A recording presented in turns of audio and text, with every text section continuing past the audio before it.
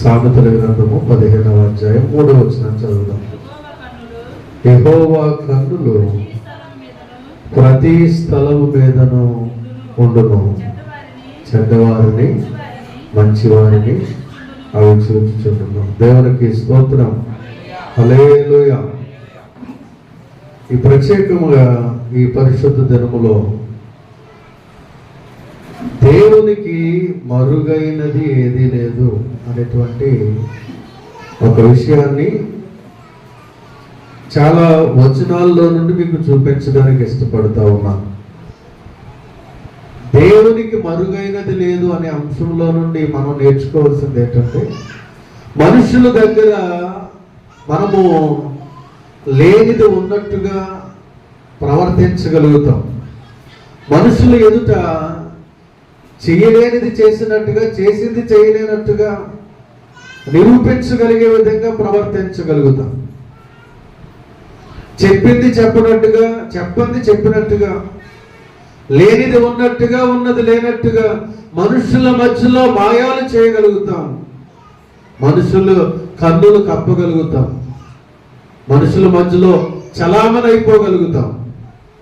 అయితే మనం ఆరాధిస్తున్న దేవుడు, మనం నమ్ముకున్న దేవుడు, మనతో మాట్లాడుతున్నటువంటి దేవుడు వాటన్నిటినీ కూడా చూస్తూ ఉన్నాడట. ఇక్కడ చదవబడిన మాట ప్రతి క్రైస్తవుడు కూడా ఈరోజు చెప్తున్న కొన్ని వచనాలు, ఈ వచనాలన్నీ కూడా రాసుకోండి.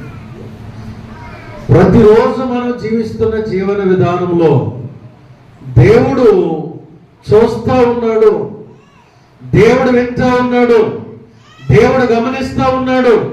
నేనేమి మాట్లాడుతూ ఉన్నానో, ఎలా ప్రవర్తిస్తూ ఉన్నానో, ఎలా జీవిస్తూ ఉన్నానో వాటన్నిటికీ కూడా దేవుని దగ్గర నుండి ఒక ప్రత్యేకమైనటువంటి అబ్జర్వేషన్ మన మీద ఉన్నది అనే విషయాన్ని గమనించాలి. ఇక్కడ జ్ఞానేను సొలొమోను అంటున్నాడు, యెహోవా కన్నులు, చెప్పండి చెప్పండి, యెహోవా కన్నులు. ఆ మాట తర్వాత మాట చెప్పండి, యెహోవా కన్నులు ప్రతి స్థలం మీద, కేవలం పరిశుద్ధ స్థలం మీదే కాదు, ఆదివారం రోజునే కాదు, మందిరానికి వచ్చినప్పుడే కాదు, ప్రతి స్థలం మీద. వెరెవర్ యు గో, నువ్వు ఎక్కడికి వెళ్ళినా సరే, వెరెవర్ యు స్టే, నువ్వు ఎక్కడ ఉన్నా సరే, ప్రతి స్థలము మీద ఆయన కన్నులుంటాయి. ఒకవేళ అక్కడ నీవు ఒక్కడవే ఉండొచ్చు, నువ్వు ఒక్కదానివే ఉండొచ్చు, లేకపోతే అక్కడ 1000 మంది ఉండొచ్చు, 10,000 మంది ఉండొచ్చు, ఎక్కడైనా కూడా దేవుని కన్నులు ప్రతి స్థలం మీద ఉన్నాయి. ఒకవేళ ఈ గదులకి తాళాలు వేసేస్తే బయట మనం ఉండవు, బయట ఏం జరుగుతుందో మనకు తెలియదు. అది వేరే ఒక రూమ్లోకి వెళ్ళి తలుపులు పెట్టేస్తే ఆ రూమ్లోనే ఉంటాం, బయట ఏం జరుగుతుందో మనకు తెలియదు. దేవునిని మరుగు చేసేటువంటిది ఏది కూడా లేదు. కొన్ని వచ్చినా చూపిస్తాను. ఎందుకు ఈ మాటలు నేను జ్ఞాపకం చేస్తున్నాను ఈ రోజునంటే, కడవరి దినాల్లో ఉంటున్న మనం ఎలా పడితే అలా జీవించేస్తున్నాం. మన భక్తి జీవితంలోనే మాటలు సరిగ్గా ఉండట్లేదు, ప్రవర్తన సరిగ్గా ఉండట్లేదు, ఏదో నటించేస్తూ ఉన్నాం. మనుషుల మధ్యలో ఈ వేషధారణ నటించేటువంటి జీవితాలకి అలవాటు పడిపోతున్నాం. సర్లే వెళ్ళిపోతుంది జీవితం అనుకుంటున్నాం, కానీ వాటన్నిటికీ ఒక రోజున దేవుని దగ్గర నిలబడవలసి వస్తుంది. ఆ విషయాలు గుర్తు చేయడానికే ఈ మాటలు మీకు చూపిస్తాను. చూడండి, ఇదే సామెతల గ్రంథం 5వ అధ్యాయము 21వ వచనం.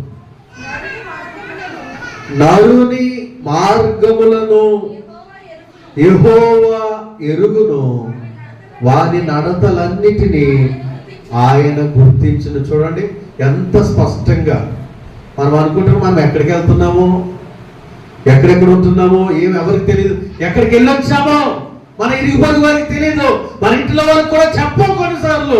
కానీ ఇక్కడ రాయబడింది, నరుని మార్గములు యెహోవా ఎరుగును, వాని నడతలన్నిటినీ ఆయన గుర్తించును. ఈ జ్ఞానేను సొలొమోను అంటాడు, బండ మీద సర్పము యొక్క జాడ, సముద్రము మీద వాడ యొక్క జాడ, స్త్రీతో పురుషుని యొక్క జాడ ఎవరికి తెలియదు అని చెప్తాడు. కానీ ఇక్కడ అంటున్నాడు, నరుని మార్గములో యెహోవాకు తెలియదు. ఆయన వారి నడతలన్నిటినీ కూడా గుర్తించును.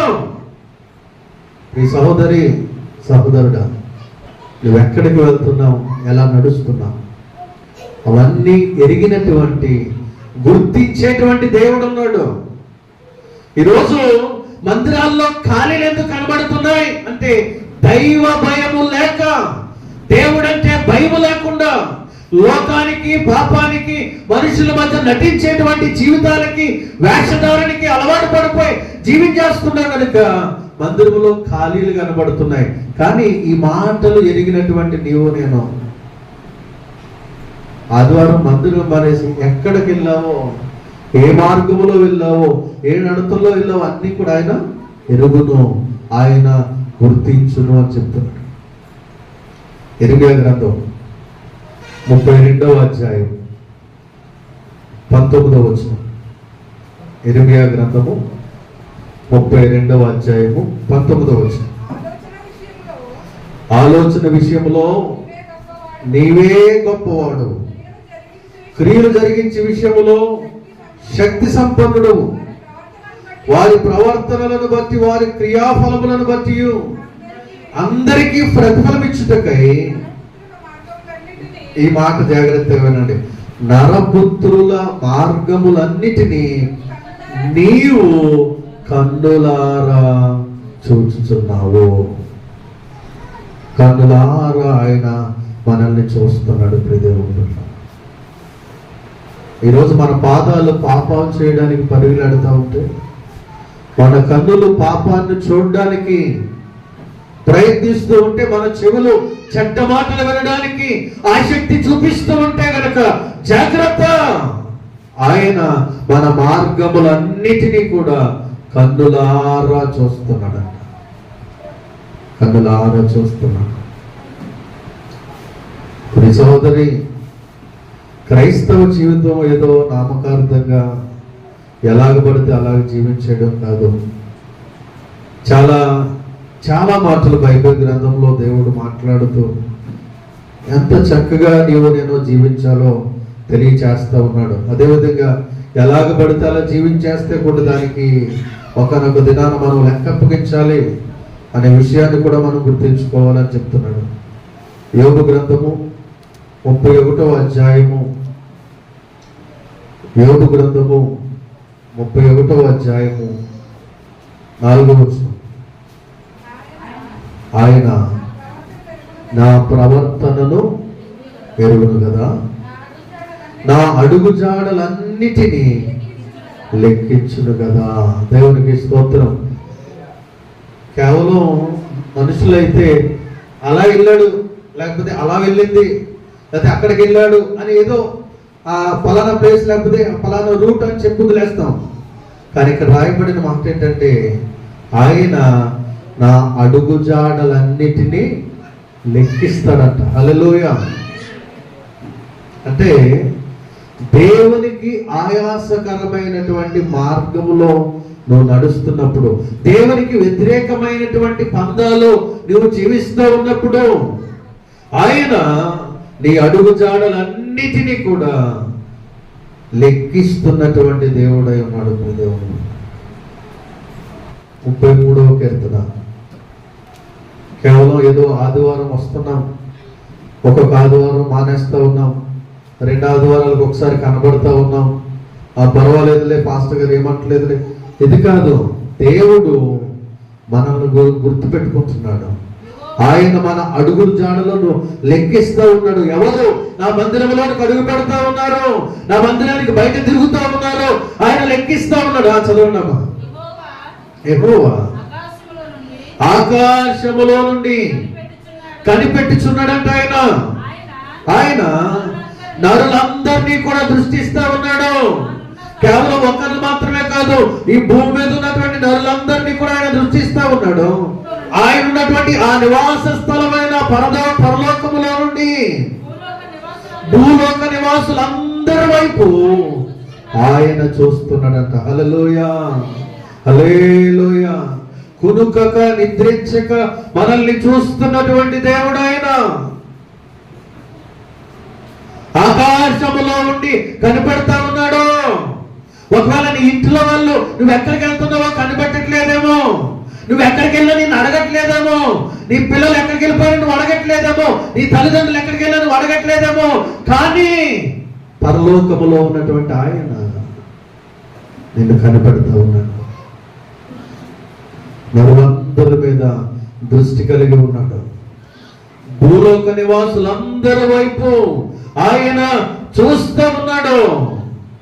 దేవుని బిడ్డలారా, కాబట్టి దేవుని దృష్టిలో నుండి మనం తప్పించుకోలేము.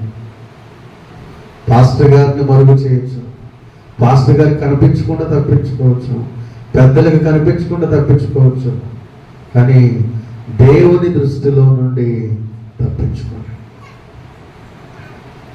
మన వారం రాకపోయినా పాస్టర్ గారి పడలేదు, పర్లేదు ఈ వారం పిల్లలు కాబట్టి బాగానే మాట్లాడేశారు. ఎందుకంటే కక్ష, మీరు వచ్చినా రాకపోయినా కక్ష ఉంటుంది, కానీ బాధ ఉంటుంది ఏంటంటే ఎందుకు ఆదివారం రాలేకపోతున్నారు. రక్షణ లేని వారి గురించి మనకు అనవసరం. రక్షణ పొందిన వారు, బాప్తిసం తీసుకున్న వారు దేవుని మందిరాన్ని విడిచిపెట్టేస్తే అది ఎంత బాధ, ఎంత గొప్ప ఆశీర్వాదాలు మనం కోల్పోతున్నామో అర్థం కావట్లేదు.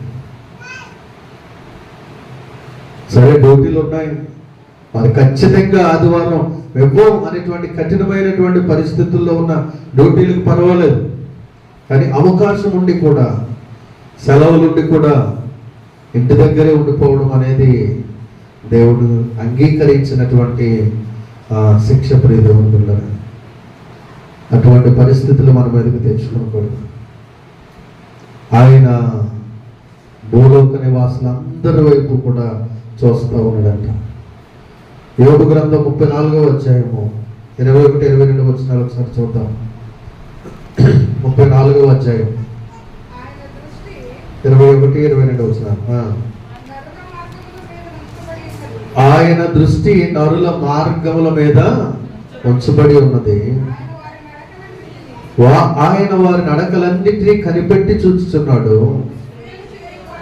దుష్క్రియలు చేయవారు దాగుకొనుటకును చీకటి అయినను మరణాంధకారమైనను లేదు. ఆయన చూస్తున్నప్పుడు దాక్కోవడానికి లేకపోతే మరుగు చేయడానికి ఏది కూడా అడ్డుండదంట. మత్తయి సువార్తలో అయితే యేసయ్య అంటాడు, వీరు చీకటిలో చేసినది వెలుగులో ప్రత్యక్షపరచబడును అంటాడు. వాని వాని క్రియలు చొప్పున ఆయన ప్రతిఫలం ఇస్తాడు అని రాయబడింది. ప్రియదేవుడు, ఇర్మియా ఒక అద్భుతమైన మాట మాట్లాడతాడు. 23వ అధ్యాయము 24వ వచనం. ఈ మాట ప్రతి ఒక్కరూ కూడా గుర్తుంచుకోండి.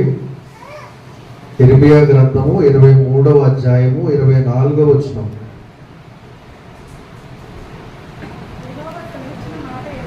యెహోవా సెలవిచ్చిన మాట ఏదనగా, ఇది చూడండి ఎంత చక్కటి మాట. నాకు కనబడకుండా రహస్య స్థలములలో దాగగలవాడెవడైనా కలడా? ప్రశ్న, దేవుడు ప్రశ్నిస్తున్నాడు. చూడండి, యెహోవా సెలవిచ్చిందేమనగా, నాకు కనబడకుండా రహస్య స్థలములలో దాగగలిగిన వాడు ఎవడైనా కలడా? మనుషులకు కనబడకుండా దాక్కోవచ్చు, కుటుంబస్తులకు కనబడకుండా దాక్కోవచ్చు, బంధువులకు కనబడకుండా దాక్కోవచ్చు, ఇంట్లో వాళ్ళకి తెలియకుండా సెల్ ఫోన్లో ఉన్నవి డిలీట్ చేసేయచ్చు, రహస్యంగా ఫోన్లో మాట్లాడుకోవచ్చు. కానీ ఇక్కడ మనకు మాట, నాకు కనబడకుండా రహస్యమైన స్థలములలో దాగగలిగిన వాడు ఎవడైనా ఉన్నాడా?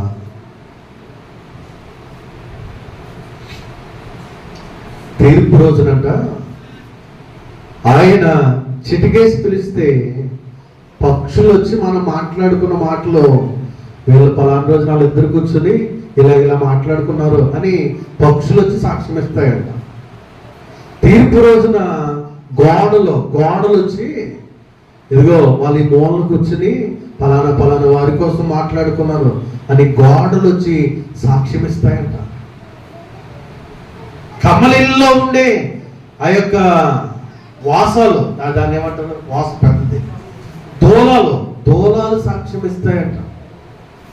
బైబిల్ గ్రంథం మనం చదివినప్పుడు దేవునికి సాక్ష్యం ఇచ్చేమనుకుంటాం. మన ఇద్దరు మాట్లాడుకున్నాం కదా, మూడో వాళ్ళకి తెలియదు, కానీ ఆయన రహస్యమైనవన్నిటినీ కూడా చూస్తున్నటువంటి దేవుడు, కనిపెట్టుతున్నటువంటి దేవుడు ఆయన, లెక్కిస్తున్నటువంటి దేవుడు ఆయన. ఈ మాటలు మన భక్తి జీవితంలో భయాన్ని కలిగించి దేవునితో ఉండడానికి సహాయపడడానికి నేను ఈ మాటలు జ్ఞాపకం చేస్తున్నాను. కీర్తనగాడు అంటాడు కదా, భయము నంది పాపము చేయకుడి. ఈ మాటలు వింటున్నప్పుడు అటువంటి పాపానికి తావివ్వకుండా, అవకాశం ఇవ్వకుండా, పరిశుద్ధంగా బ్రతకడానికి, దేవుడితో జీవించడానికి ఈ మాటలు నేను మీకు చూపిస్తా ఉన్నాను. నాకు కనబడకుండా రహస్య స్థలములలో దాగగలవాడు ఎవడైనా కనుడ. సామెతలో 15వ అధ్యాయం 11వ వచనం.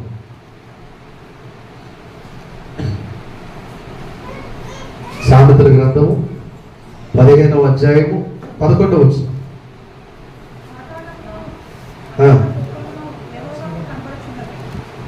ఏం కనబడుతున్నాయంట? పాతాళమును అగాధ కోపమును యెహోవాకు కనబడుచున్నవి, నరుల హృదయములు మరీ తేటగా ఆయనకు కనబడును కదా. దేవునికి స్తోత్రం.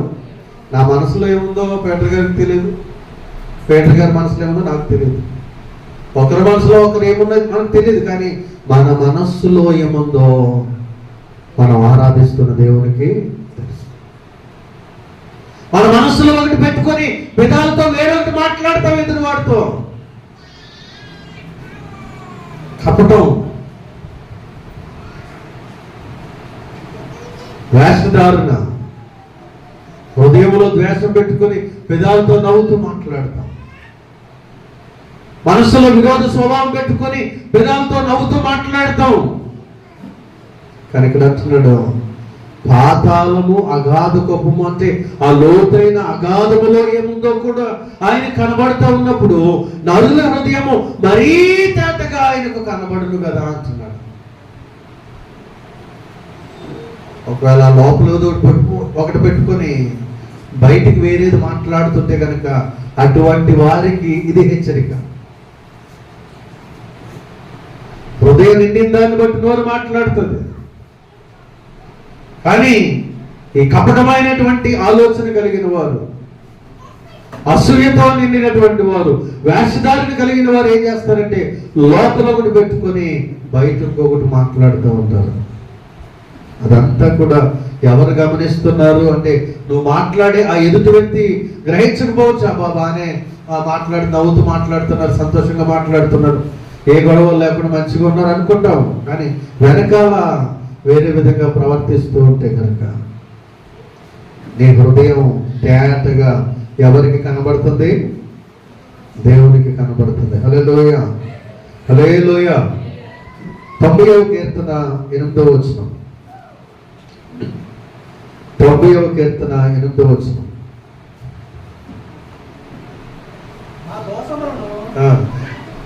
నీవు నీ ఎదుట ఉంచుకొని ఉన్నావు, నీ ముఖకాంతిలో మా రహస్య పాపములు కనబడుచున్నవి. నీ ముఖ కాంతిలో నా రహస్య పాపములు కనబడుతూ ఉన్నాయి. దేవుని యొక్క ముఖ కాంతి మన లోపల ఉన్నటువంటి పాపాలన్నిటినీ కూడా ప్రత్యక్షపరుస్తుంది. ఈ మాటలు నేను చెప్తున్నప్పుడు ఇప్పుడు దేవుని బిడ్డలారా, మన లోపల ఉన్నటువంటి ఆ రహస్యమైన పాపములను అలాగే ఉంచుకొని దేవుని ఎదుట శిక్ష పొందేటువంటి పరిస్థితి తెచ్చుకోనకుండా, ఈ మాట దేవుడు మాట్లాడుతున్నాడు, నా ముఖ కాంతిలో నీ రహస్య పాపములన్నీ కనబడతాయి అని దేవుడు మాట్లాడుతూ ఉన్నప్పుడు, అయ్యో ప్రభు, నా లోపల ఇంకా పాపాన్ని పెట్టుకున్నాను కాబట్టి నా పాపాలందరినీ క్షమించు ప్రభు అనేటువంటి ఒక ఒప్పుకోలుతో కూడినటువంటి ప్రార్థన పశ్చాత్తాపంతో కూడినటువంటి ఒక ప్రార్థన నీ హృదయంలో ప్రారంభమవ్వాలి.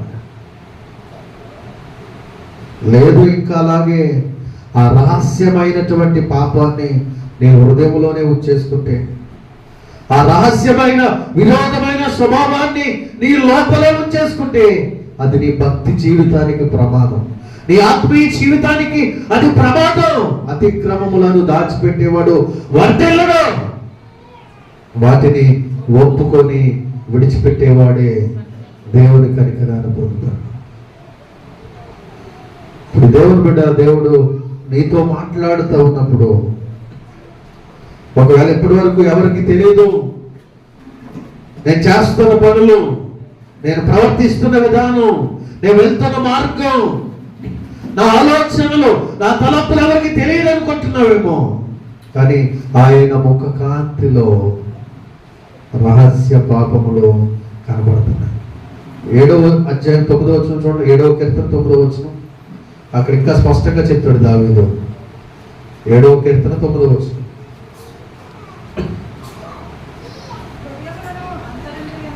హృదయములను అంతరింద్రియములను పరిశీలించు నీతి గల దేవా అంటున్నాడు. దేవుడు అంటున్నాడు, అయ్యా నువ్వు హృదయాలు పరిశీలిస్తావయ్యా, అంతరింద్రియాలు పరిశీలిస్తావు. అంటే మన శరీరంలో ఉన్నటువంటి అవయవాలన్నీ కూడా ఆయన పరిశీలించేటువంటి దేవుడు.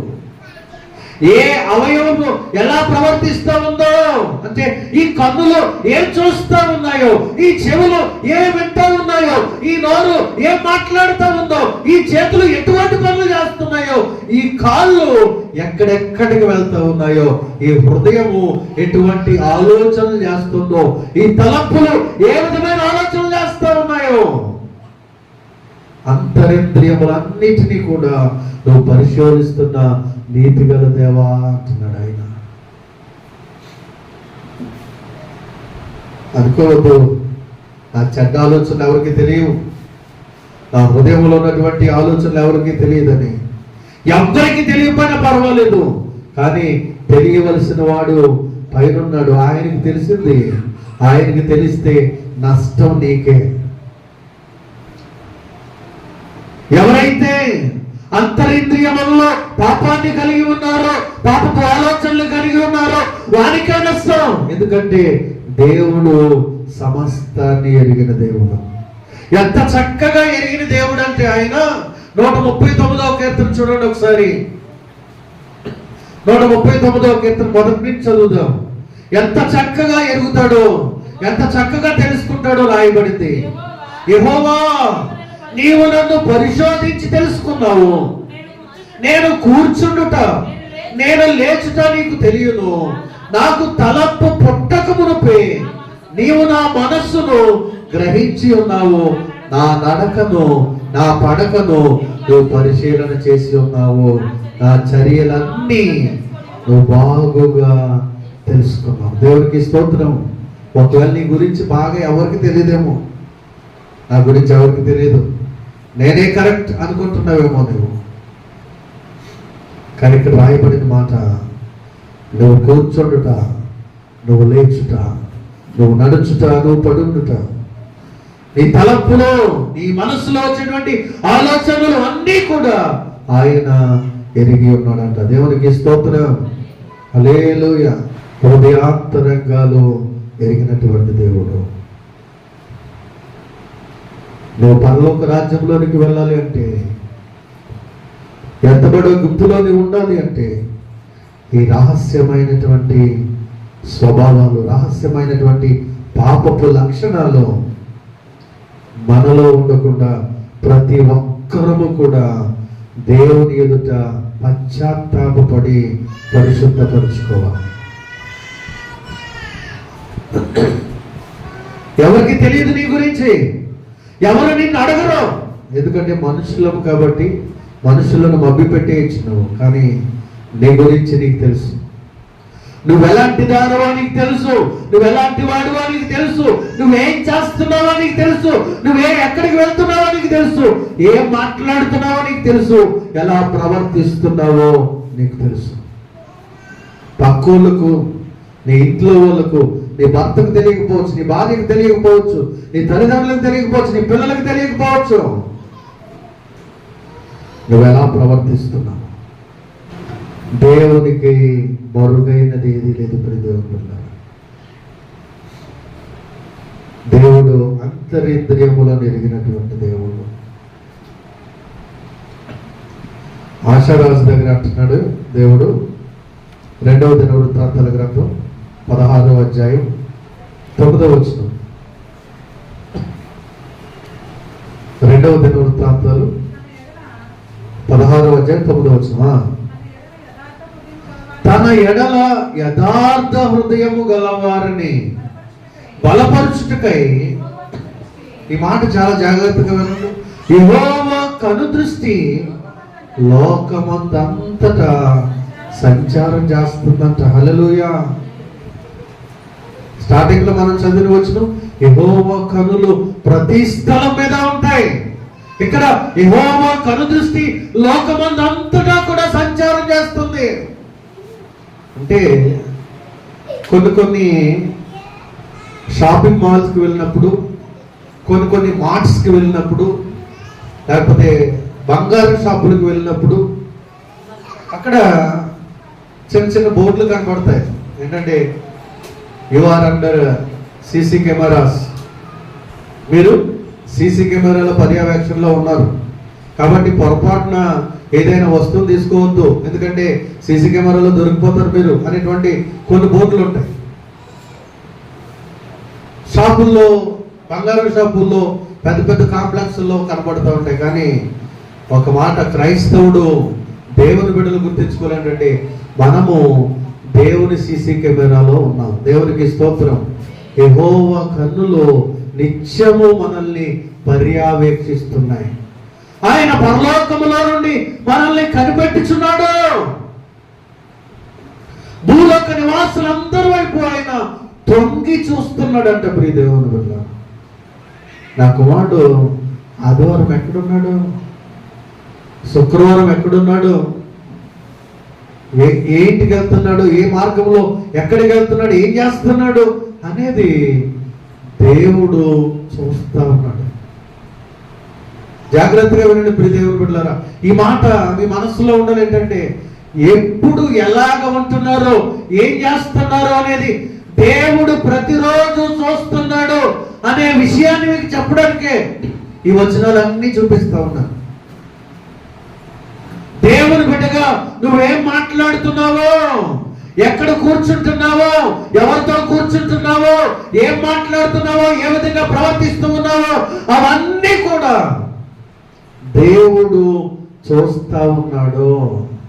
ఈ విషయాన్ని నేను మీకు లేఖనాల్లో నుండి జ్ఞాపకం చేస్తాను. ఎందుకంటే మనుషులు చూడకపోయినా దేవుడు చూస్తాడు. కనుక రహస్యమైనది ఏది కూడా ఆయన కన్నులకు మరుగైనది కాదు. యేసుక్రీస్తు గురించి కూడా చక్కగా రాశారు. చూడండి, యోహాను సువార్త 2వ అధ్యాయం 24వ వచనంలో యేసుక్రీస్తు గురించి ఒక మాట రాస్తారట. 2వ అధ్యాయం 24. చదవండి. చూడండి, అయితే యేసు అందరినీ ఎరిగిన వాడంట. తన్ను వారి వశమున చేసుకొనలేదు. ఆయన మనుషుని ఆంతర్యమును ఎరిగిన వాడు కనుక ఎవడును మనుషుని గురించి ఆయనకు సాక్ష్యమైనక్కర్లేదు. హల్లెలూయా. ఆయన మంచుడండి, మంచుడు కాదండి. బాగుపడుతుంది, నీ బాగుపడదండి, బాగా ప్రార్థన చేస్తే చేయదండి, ఆయన అప్పుడప్పుడు వస్తారని నీ రానండి అని మనం ఏ సైకేం చెప్పక్కర్లేదంట. అక్కడ రాయబడిన మాట, యేసు అందరినీ ఎరిగిన వాడు, ఆయన మనుషుని ఆంతర్యం ఎరిగిన వాడు కనుక ఎవడును మనుషుని గురించి ఆయనకు సాక్ష్యం ఇయ్యనక్కర్లేదు. నువ్వేం సాక్ష్యం ఇవ్వక్కర్లేదు. ఈయన మంచోడండి, బాగా ప్రార్థనకు వస్తాడండి, బాగా బైబిల్ చదువుతాడండి, పరిశుద్ధంగా ఉంటాడండి బాబు అని మీ సాక్ష్యం అక్కర్లేదు అంటే దేవుని దగ్గర. ఎందుకంటే ఆయన సమస్తాన్ని ఎరిగిన దేవుడు. ఒకవేళ ఈ లోకంలో ఒక తప్పును ఒప్పుగా చేయడానికి కొంతమంది గుంపుని ఏర్పాటు చేసుకుని ఆ తప్పును కరెక్ట్ గా చూపించేయచ్చు. మనుషుల మధ్యలో బలాన్ని బట్టి, బలగాన్ని బట్టి, ధనాన్ని బట్టి, అధికారాన్ని బట్టి, పేరును బట్టి, ప్రఖ్యాతులను బట్టి. కానీ దేవుని దగ్గరికి వచ్చేసరికి, దైవిక విషయాలకు వచ్చేసరికి ఆయన ప్రతి మనుషుని ఎరిగిన దేవుడు. దేవుని దగ్గర ఒక సాక్ష్యం గుర్తొచ్చి నేను చాలా మంచి చూడండి అని సర్టిఫికెట్ ఇవ్వాల్సిన అవసరం లేదు. ఎందుకంటే ఆయన ప్రతి మనుషుని ఎరిగినటువంటి దేవుడు. హల్లెలూయా. కాబట్టి ఎవరి జీవితాన్ని వారే చక్కగా దేవునికి ఇష్టమైనట్టుగా మనము జీవించవలసినటువంటి అవసరత ఉంది. దేవుని బిడ్డ, హల్లెలూయా. ఎందుకు ఈ మాటలన్నీ చెప్పాను అంటే చివరిలో 3 వచనాలు చూపించి ముగిస్తాను. 3 వచనాలు. ఎందుకు ఇవన్నీ జ్ఞాపకం చేస్తున్నాను అంటే చూడండి, ప్రకటన గ్రంథం 22వ అధ్యాయము 12వ వచనం. ప్రకటన గ్రంథం 20వ అధ్యాయం 12వ వచనం. 20వ అధ్యాయం 12వ వచనం. మరియు గొప్పవారేమి కొద్దివారేమి సింహాసనము ఎదుట నిలవబడుట చూచితిమి. దేవునికి స్తోత్రం.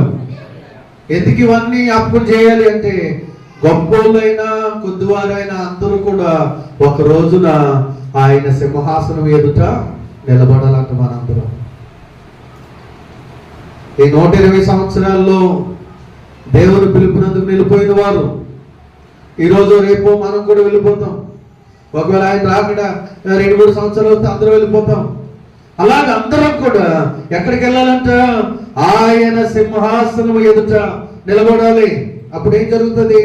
2 కొరింథీ 5వ అధ్యాయము 10వ వచనం. ముగిస్తాను, ఇంకొక వచనం చూపించి. 2 కొరింథీ 5వ అధ్యాయం 10వ వచనం.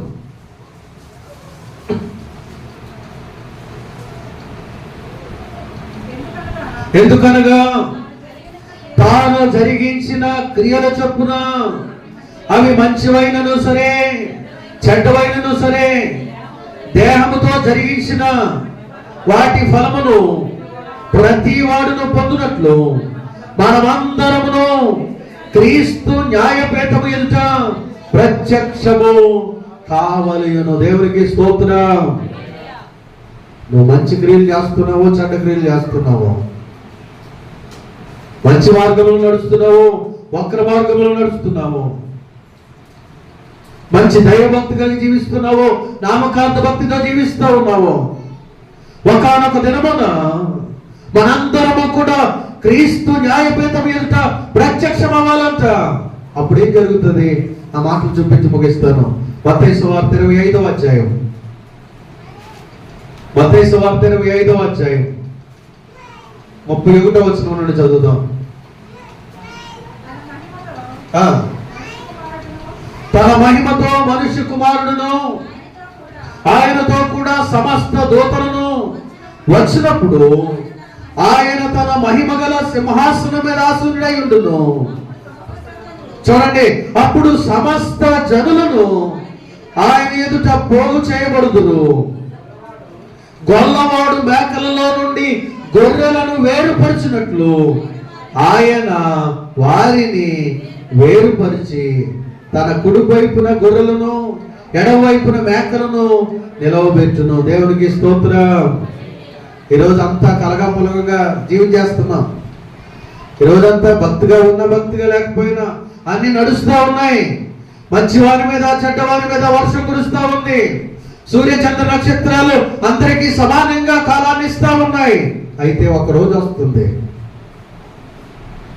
ప్రధాన దూత శబ్దముతోను కోటాను కోట్ల దేవదూతలతోను మనుష్య కుమారుడు భూమి మీదకి వచ్చినప్పుడు ఆయన వచ్చి మహిమ గల సింహాసనం మీద ఆసీనుడైనప్పుడు సమస్త జనులు కూడా ఆయన ఎదుట పోగు చేయబడతారంట. మనందరూ ఆయన ఎదుట పోగు చేయబడతాం. అప్పుడు ఆ గొర్రెలవాడు ఎలా అయితే అప్పుడు వరకు అన్ని కూడా గొర్రెల మేకలు కలిసి మేస్తా ఉన్నాయి. కొంత దూరం మేస్తా ఉన్నాయి. పొద్దునంతా పగలంతా మేస్తా ఉన్నాయి. రాత్రి వాటిని కట్టేసేటప్పుడు మేకలన్నిటినీ ఒక పక్కన గొర్రెలన్నిటినీ ఒక పక్కన వేరు చేసినట్టుగా ఆయన పరిశుద్ధులైన వారందరినీ ఒక పక్కన, అపవిత్రులైన వారందరినీ ఒక పక్కన పెడతారంట. కుడి పక్కన ఉన్న గొర్రెలతో నువ్వు వెళ్ళు, ఇదిగో నీ తండ్రితో ఆ సింహాసనము, నిత్య సంతోషము, నిత్య ఆనందం ఉండేటువంటి పరలోకములో ప్రవేశించు. ఆ మేకలంటే ఈ లోకానుసారమైన, శరీరానుసారమైన, పాపానుసారమైన జీవితాన్ని జీవించిన వారిని నరకపు శిక్షకు ఆయన అప్పగించేస్తాడు. గొర్రెల వలె నిత్య జీవానికి వెళ్ళే మార్గంలో జీవిస్తూ ఉన్నావా? మేకల వలె నరకానికి వెళ్ళిపోయే మార్గంలో జీవిస్తున్నావా? నీ మార్గములన్నీ ఆయన చూస్తున్నాడు. నీ ప్రవర్తన అంతా ఆయన ఎరుగును. నీ అడుగులన్నీ ఆయన లెక్కిస్తా ఉన్నాడు. ఆయన ముఖ కాంతిలో నీ రహస్య పాపములు కనబడుచున్నవి. నాకు కనబడకుండా రహస్య స్థలములలో దాగగలిగిన వాడు ఎవడైనా కలడా అని ఆయన ప్రశ్నిస్తున్నాడు. కనుక ఈ దైవ భయము కలిగి ఆయన ప్రతిదీ లెక్కలోకి తీసుకొస్తాడు. ఈరోజు పక్కకెళ్ళి 4 బూతులు తిట్టేసి ఇక్కడ మామూలుగా ఉంటే అది కరెక్ట్ కాదు, ఒప్పుకొని విడిచిపెట్టేయాలి.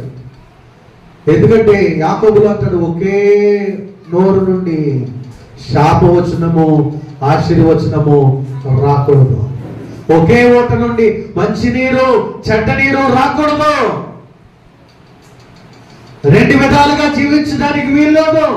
లోకము కావాలి, దేవుడు కావాలంటే కుదరదు.